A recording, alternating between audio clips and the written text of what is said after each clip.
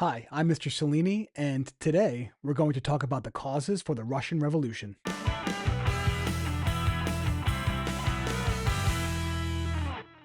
So just like my previous videos, we're going to dig into some Regents questions on this particular topic, and let's start with a multiple choice set from June 2019. Okay, folks, so let's go back, like I said, to June 2019. There have not been many multiple choice questions based on the causes for the Russian Revolution. You do get a bunch that relate to people like Joseph Stalin and his totalitarian rule in the Soviet Union, and of course, a bunch of questions about the Cold War and how the Cold War came to an end, but not many about the causes for the revolution. So that's what makes this set particularly interesting. Okay, so again, June 2019, we've got a picture here. And at the bottom, the label says the Romanovs maintain the old regime in Russia. Okay, regime is a good word to know. Regime is like a time period in which a particular government is in charge, but not really like a democratic form of government. Usually the word regime is associated with things like absolute rule or dictatorships. And the Romanovs, that was the royal family that governed Russia for like 300 years. And when they're maintaining the old regime, it's talking about the things they did to protect themselves, to protect their government. Okay, so what are they protecting? They're protecting this palace here with this giant wall with a bunch of cannons. Okay, so these are like the defense mechanisms that the regime is using to defend itself and maintain its status. And I'm inferring here that this palace is where the Tsar lives. Why am I inferring that? Because it's got these onion domes. Okay, that's kind of a feature of old school Russian architecture. You might remember that from the ninth grade, right? These onion shapes here. It's also labeled autocracy, which I know and you should know is another word for absolutism, meaning rule by one. So since it's this old school form of architecture with the word autocracy, and it's the Romanovs defending themselves with these cannons, again, I think we have enough evidence there to conclude that this is the Tsar's palace. That word Tsar is important. You might see it spelled C-Z-A-R or T-S-A-R. It's a kind of a cool word because it's kind of like a Russian word for Caesar, meaning leader.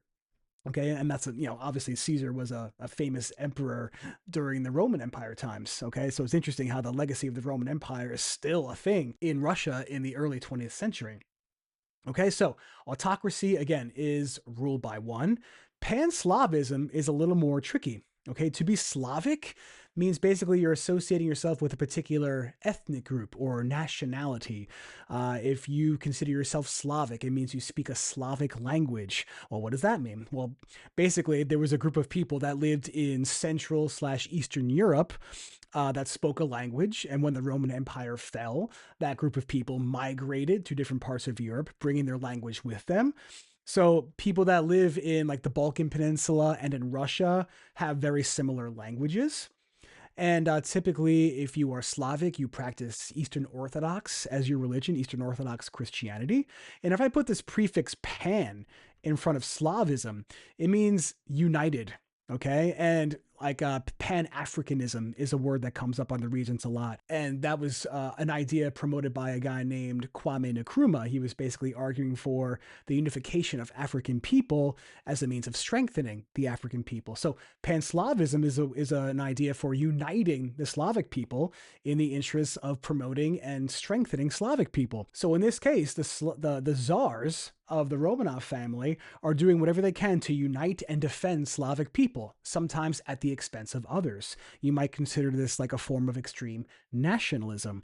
And that kind of connects to the reasons why World War I happened, right? One of the reasons why World War I happened is Russia had the back of Serbia, okay, as part of that whole alliance system thing. What do they have in common? People who live in Serbia have a Slavic background. Most people who live in Russia have a Slavic background, so they are looking to unite and defend each other against enemies, like in that case, the Austrians. Okay, so if I see Slavism, again, that's another idea here that Slavic people are involved and most Russian people are Slavic. Orthodoxy is referring to the Eastern Orthodox Church. And that's a critical component in the rule of the czars from the Romanov family, because the Russian Orthodox Church promoted the idea of divine right. Okay, basically telling the Russian people that the Russian czars had God's right to rule.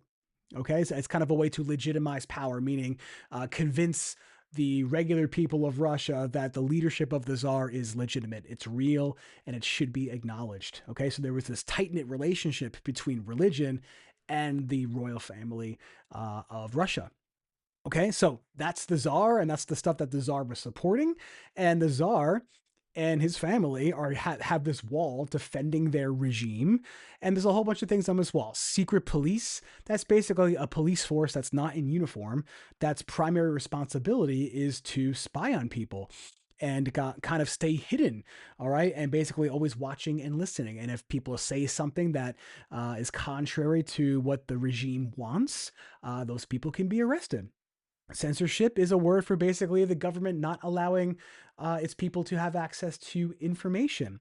And you can use that as a tool, right, to kind of keep your rules strong, because you can block information that makes the government look bad. And if people don't hear about the government doing horrible things or doing the wrong thing, then people would not criticize the government as much, right? So censorship is a tool for defending or maintaining the old regime. Secret police is a tool to defend the regime by arresting people who might criticize the regime. What else do we have? Arbitrary imprisonment. To imprison someone arbitrarily basically means you throw somebody in jail and you don't give them due process. Okay, to keep that simple, due process in American society is the idea that if you're arrested, you have to have charges placed against you. There's a trial process.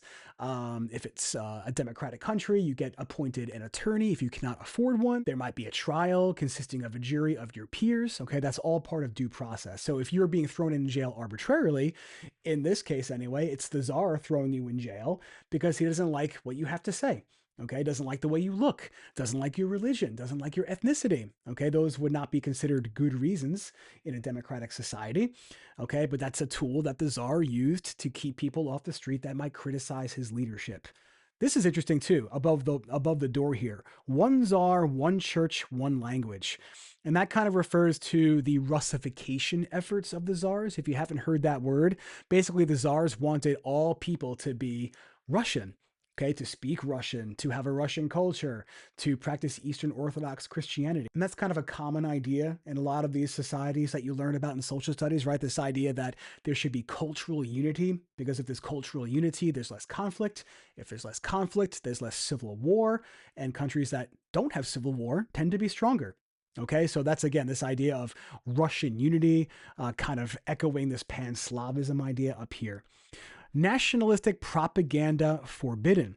Okay, the Russians, over the course of their history and during the Cold War, and even after the Cold War, are concerned about the groups living within Russia having nationalism. Okay, because the Russian Empire was so big, and it's still a country that's so big that it contains multiple ethnicities or nations living within it. And if those nations get nationalistic, right, meaning they have pride in themselves, they want to see themselves be strong and maybe rule themselves, that could lead to the breakup of the Russian Empire, just like it led to the breakup of the Ottoman Empire and the Austrian Empire. So, in an effort to maintain rule, the Tsar is not going to want nationalistic ideas or propaganda circulating around the Russian Empire, because that could cause the breakup of the Russian Empire. Over here, liberal and democratic ideas not permitted. Okay, in this context, liberal and democratic ideas simply means Enlightenment ideas, ideas about democracy, ideas about freedom of speech, civil liberties. Okay, those ideas are not welcome in the Tsar's palace. They're not welcome in Russian society while the Tsars are in power, because those kinds of ideas would challenge the authority of the absolutism of the Tsar. Right? Because if people start supporting democracy and rights, all this goes away. All this autocracy is gone, and the Tsar's power is no more. So he's doing whatever he can to make sure those Enlightenment ideas are not permeating Russian society. So now that we understand the image, let's take a look at the two questions associated with that image.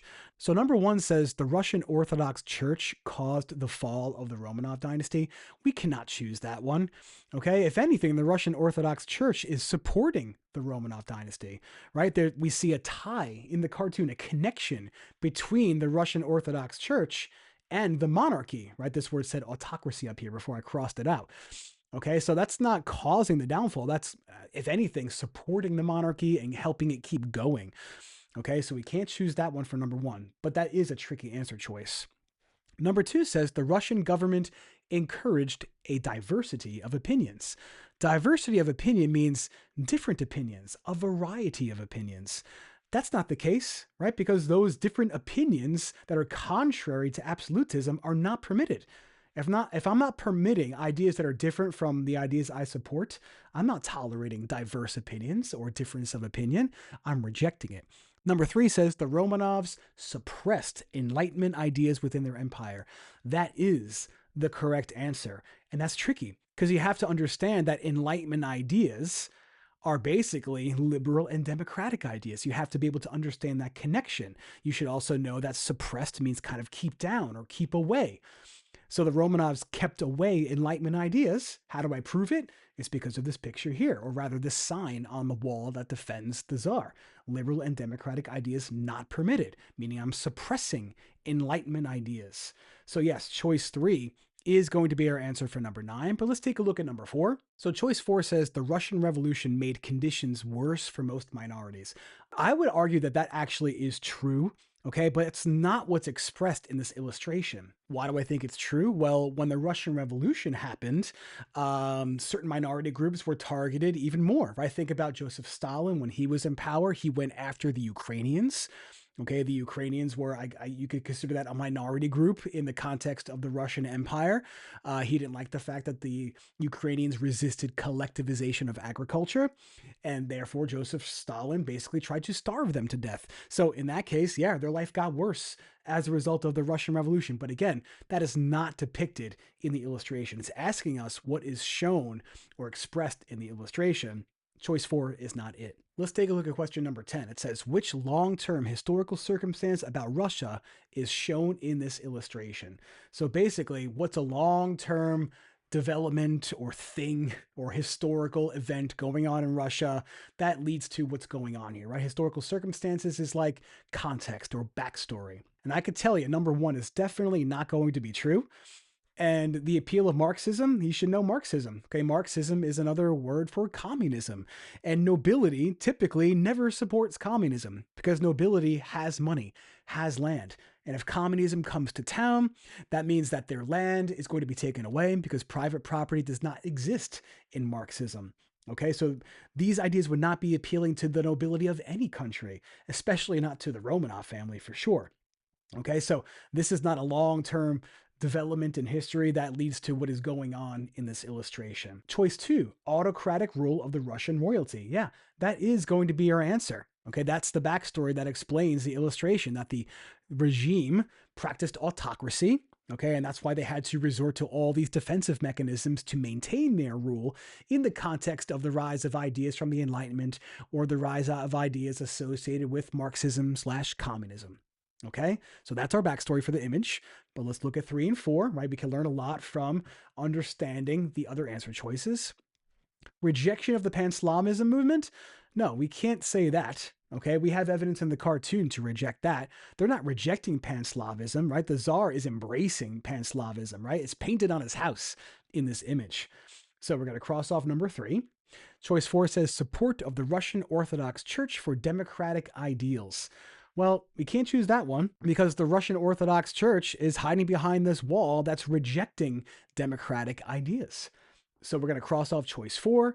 And yes, number 2 is our answer. Autocratic rule of the Russian royalty is our long-term backstory that explains what we see in that picture. Okay, so like I said earlier, there have not been many multiple choice questions associated with the causes for the Russian Revolution. So let's take a look at a document that I pulled from an Enduring Issues essay task on a past Regents exam. So let's go back to June 2025. We've got a document here from, like I said, an Enduring Issues essay. And at the bottom, it says, Candace Fleming, The Family Romanov, Schwartz and Wade Books 2014. Not too much information here. It's going to help me except for, I see a Romanov family here. So I know this source is going to be about the Tsar and his family, right? And that's the time period, just like before, that we talked about, right? The autocratic rule that was going on in Russia in which the Romanov family was in charge, right, before the Russian Revolution. So let's take a look at this document. It says, in cities all across Russia, police arrested anyone suspected of crimes against the Tsar, right? So it's kind of like that arbitrary imprisonment stuff that we mentioned in the multiple choice questions. Imprisoning or exiling 38,000 so-called politicals and executing another 5,000. Outspoken workers lost their jobs, right? So people who spoke out against their poor conditions got fired. Their employers threatened with prison if they attempted to rehire them. So even if you didn't want to fire your worker, you kind of were forced to do so if that worker was accused of speaking out against the Tsar or speaking out against poor working conditions. Even children did not escape Nicholas's terror. Police routinely rounded up workers' children and beat them just to, quote, teach them a lesson. So it doesn't look like life is too good under the Tsar in this document anyway, right? Things were worse in the countryside. Nicholas authorized what were known as punitive expeditions, detachments of tough, well-trained soldiers who restored order in the most brutal ways possible. So he's using the military to keep order, not like a civilian police force. Interesting, right? That kind of signals that things are not going so well. You need a lot of soldiers on the streets to keep order. Your society isn't doing too hot. Storming into a town or village, these soldiers killed citizens at random, burned entire communities without mercy, and left people wounded, homeless, and starving. Don't skimp on the bullets were the orders they received, and they didn't. Heads bowed, workers returned to their factories, peasants to their villages. So this brutal suppression of a potential uprising, I guess, worked. By the saber and whip, order had been restored. Okay, so it did work. The lower classes no longer acted out, recalled one noble, but their courtesy, friendliness, bows were replaced by animosity and rudeness. Fear alone now kept the people in their place. Okay, so people are, yes, they stopped their rebellion, but they are not happy. Okay, there's just this hatred among the commoners for the royal family, whereas maybe before that didn't exist so much, right? It probably wasn't that much hatred over the course of all the 300 years in which the Romanovs were in charge, but now the lower classes are really upset with the royal family. So just to give you some backstory for this document, this is a document talking about people reacting to quote unquote Bloody Sunday, right? If you remember that event, which you should, sometimes it's referred to as the beginning of the Revolution of 1905, which was an unsuccessful attempt at getting rid of the Tsar. This was when a bunch of protesters had a peaceful march to the Tsar's Winter Palace in St. Petersburg, and they wanted to deliver a petition to the Tsar, basically asking for more political representation, better working conditions, and just to basically tell the Tsar that their life is not good and they need help, and that they would prefer basically to not live anymore, to live under this regime and its brutal treatment of its people. And the people that were delivering this petition, many of them got killed by the Tsar's soldiers. So people, understandably so, reacted very negatively to this. And there were protests and strikes breaking out all across the country. And yes, it was brutally put down. And that's what this document is about here. So like the Russian Revolution was paused, if you will, in 1905, and then it would resume again in 1917. So on the bottom here, I'm going to recommend that you make some notes, right? This is not a multiple choice question or a CRQ. It's a part of an Enduring Issues essay task. And what I always tell my students to do is definitely take some notes. At minimum, you should be writing down any and all enduring issues that you can think of that might pertain to this document. So I'm just going to write EI down here for enduring issue, okay? And always write down as many as you can, because remember, when you do a full-blown enduring issues essay task, you have to find one enduring issue common in at least 3 out of the 5 documents. So it's more likely you're going to find an enduring issue common in 3 out of the 5 if you can note more than one for each of the documents. So enduring issues here, I'm going to put lack of freedom, right? Because those people don't have the ability to speak out against the Tsar. And that was mentioned in the source, right? That people were being arrested if they were outspoken against the regime. So that's a lack of freedom. And that's an enduring issue. People have been dealing with lack of freedom for a long time throughout history. So I'll put that down. I'll also put down government abuse of power, which is a common theme in a lot of social studies. So I'll write that down as well, right? How do I justify that? Well, the Tsar is using his police force, right, to arrest people without good reason and going into villages and killing people without good reason. Okay, so I would call that abuse. So certainly that applies here, and other governments in history have done that over the course of a long time. So it's definitely an enduring issue. I also might put down conflict, right? Because people are fighting with each other. And I might put down human rights violation. And when I say human rights violation, I'm kind of saying here that Enlightenment ideas about life, liberty, property, freedom of speech, those things are being denied by somebody. In this case, the government is denying people those rights. So another way of saying that is violating those rights that people were supposed to be born with ever since the Enlightenment ideas became popular. Okay, so those are the enduring issues that I would associate with that document. You might see more, but I think that's pretty good. And the other thing I would recommend doing is taking some notes whenever you have a document like this about outside information. Because to get a really good grade on the enduring issues essay, you need to demonstrate that you know information that you learned about in class, right? Not just stuff from the documents. And you can go about this in a number of ways. I encourage my students to write down historical circumstances for the document, right? If you could describe the backstory for the document or like what led to the information in the document, that's outside information. And you can also make some connections to other events in history that are kind of similar to what's being shown in this document. That's another way to go about it. I would write down that as well. So both of those things should go in this section of our notes. We might also consider writing down some effects connected to the information in this document, right? That's also good outside information. And that would help me paint a full picture of what was going on if I chose to write about this document in my essay. So I'm going to write down quote unquote Bloody Sunday here because I know this event is a reaction, or rather this document is a reaction to Bloody Sunday. Okay, so I might talk about that in my body paragraph. I might just also write down here Bolsheviks.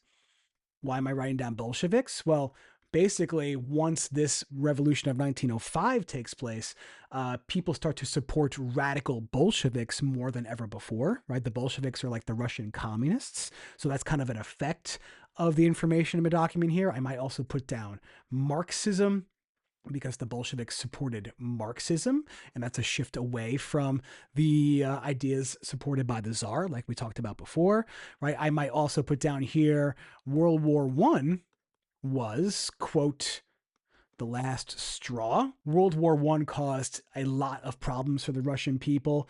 Okay, so that was like the last straw, meaning things were already bad, and now things are so bad that people are unwilling to kind of give the Tsar the benefit of the doubt. So that's what really caused the Bolshevik Revolution to be triggered.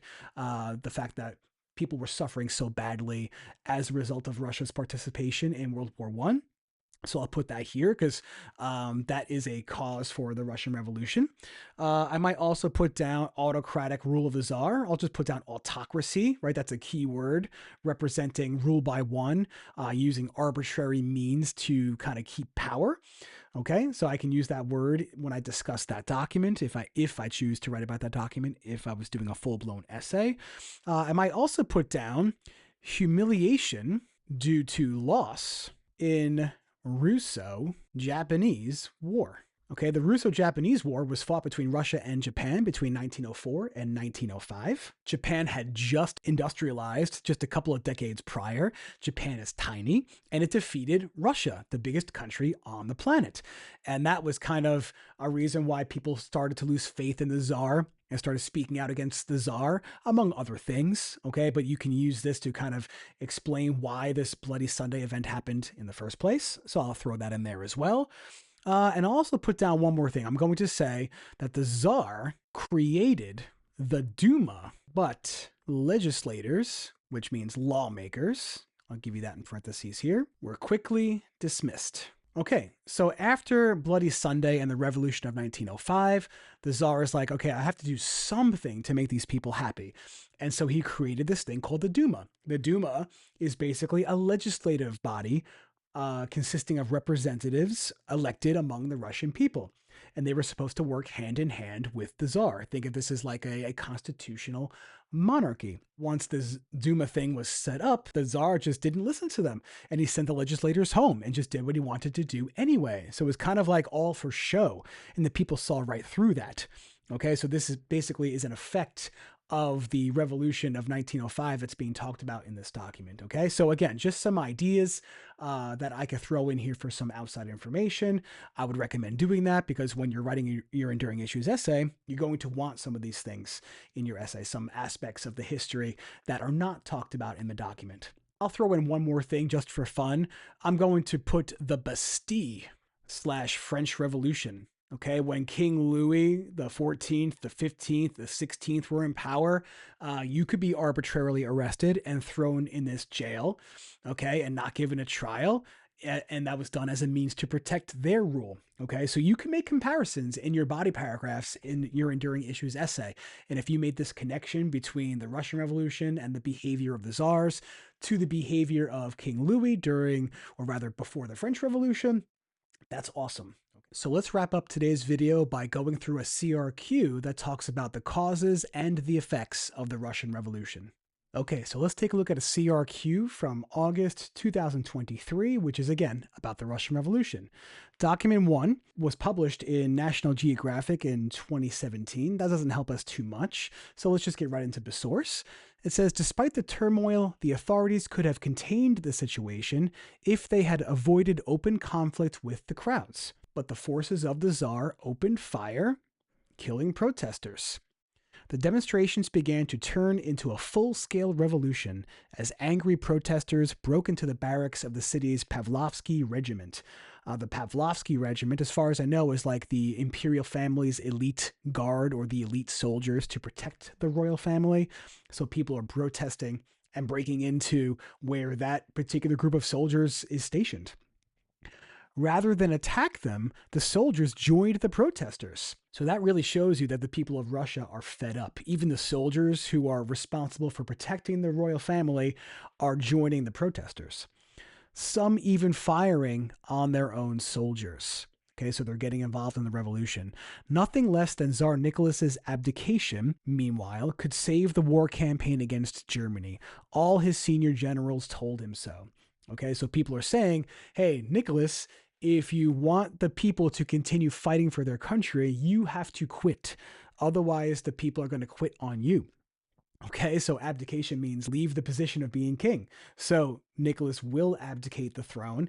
The government that takes over after Nicholas's abdication, the provisional government, they do keep Russia involved in World War I, and that would prove later to be a mistake. Nothing less than Tsar Nicholas's abdication, meanwhile, could save the war campaign against Germany. All his senior generals told him so. So basically, people were saying, including this Duma, right? The Duma was that group of legislators that was supposed to basically check the power of the Tsar.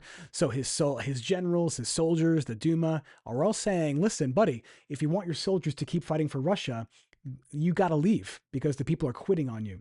So on March 2nd, 1917, Nicholas gave up the throne, so he did abdicate. The end of the monarchy was marked by scenes of rejoicing throughout the Russian Empire. Symbols of monarchical power, emblems, coats of arms, double-headed eagles, and czarist statues were destroyed. Okay, so he steps down, and like I said, a provisional government takes power, led by a guy named Alexander Kerensky, which made moderates happy because communism did not come to Russia just yet. But he does make that key mistake in keeping Russia involved in World War I. And the problems did not go away, and that would cause the radical forces within Russia to gain steam, gain momentum, and then another revolution would happen in November of 1917 that removed the provisional government, and then the Bolsheviks were in power, right? And they brought communism to Russia and turned Russia into the Soviet Union. So the question says, explain the historical circumstances that led to the developments described in the passage. So the question is not really asking to summarize the source or explain the source. It's asking what was going on that led to the Tsar losing the support of his people and having to step down. So I'm just going to say World War I was going poorly for Russia since it led to massive numbers of casualties as well as food and fuel shortages. This caused mass protest and led to the Tsar abdicating the throne. So the first sentence is what happened before, right? That's historical circumstances. And the second sentence makes a connection to what is shown in the document, right? It's like the explanation. The next question goes with a source from Joseph Stalin, okay? And it says in document 2, on June 23rd, 1931, Joseph Stalin delivered a speech, New Conditions, New Tasks in Economic Construction, at a conference of business executives.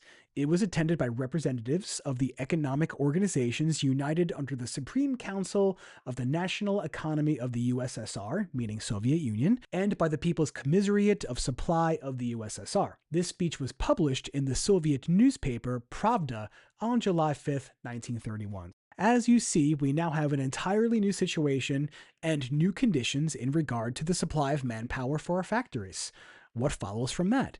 It follows, firstly, that we must no longer count on an automatic influx of manpower, meaning it's not going to be a given that people are going to be moving into Russian cities to take factory jobs.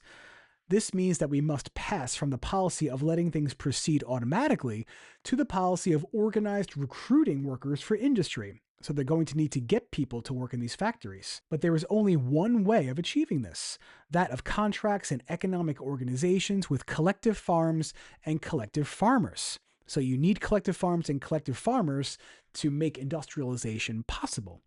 As you know, certain economic organizations and collective farms have already adopted this method. And experience has shown that this practice yields important advantages both for the collective farms and for the industrial enterprises. Okay, so basically, you can't have people working in cities, in factories, unless they're being fed. And Stalin, being a communist, is using collective farms as the way to make sure, or try to make sure, that enough food would be grown in the Soviet Union to bring to those cities and support the efforts of those industrial workers. Okay, collective farms meaning all those formerly privately owned farms would be joined together and basically converted into state-owned farms, and people grew food and had to hit their quotas every year or every month, whatever it was. Okay, and if you didn't hit your quota, there would be consequences, but the government officials would just come to your collective farm and take the stuff that you've grown and then decide how much of it you would be allowed to keep. And it wouldn't be a situation in which you could profit or benefit from growing more food because they're just going to come and take it anyway. Okay, but again, that's what he's arguing for, is that you need collective farms to support industrial workers. It follows, secondly, that we must pass immediately to the mechanization of the heavier processes of labor and develop this to the utmost. This, of course, does not mean that we must abandon manual labor. On the contrary, manual labor will continue to play a very important part in production for a long time to come.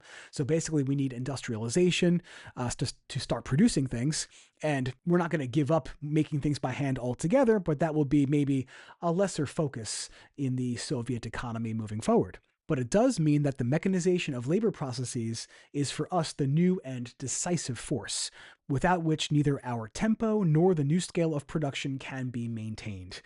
Okay, so this emphasis on industrialization is a big priority for Stalin. You might remember his 5-year plans. And the 5-year plans set goals for production in what you would call heavy industry. Okay, heavy industry is producing, like it says in the source, coal, steel, trains, tools. So the things that you need to build other things. It's like a foundational thing. You can't have factories unless you have coal. So you got to produce the coal first. You can't have trains unless you have the locomotive. So you got to produce the locomotive. Okay, so it's like emphasizing those things first. That's the major priority in the Soviet Union under Stalin. So the question says, based on the excerpt, identify Stalin's point of view regarding the Soviet economy. Point of view is opinion. So I put down, Stalin felt that the Soviet economy must industrialize and prioritize heavy industry. Collective farming must be used to support industrial workers in cities. Okay, so I just discussed or explained Stalin's feeling about what his country needs to be doing economically, using evidence from the source. Notice how I didn't go past the lines, right? They give you 3 lines for a reason. You can keep it short and sweet. Let's keep going. Okay, right, the last question in a CRQ set makes you use both documents in some way. It could be cause and effect, it could be turning point like it's shown here, or it could be similarity or difference.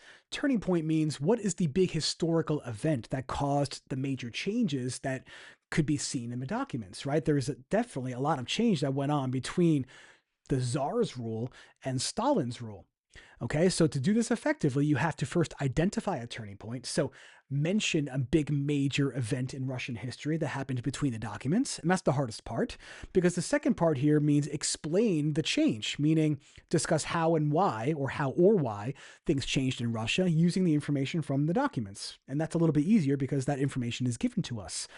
So I'm going to say that a turning point associated with the documents is the Russian Revolution, right? That's a huge historical event that forever alters Russian history. So that's my first sentence.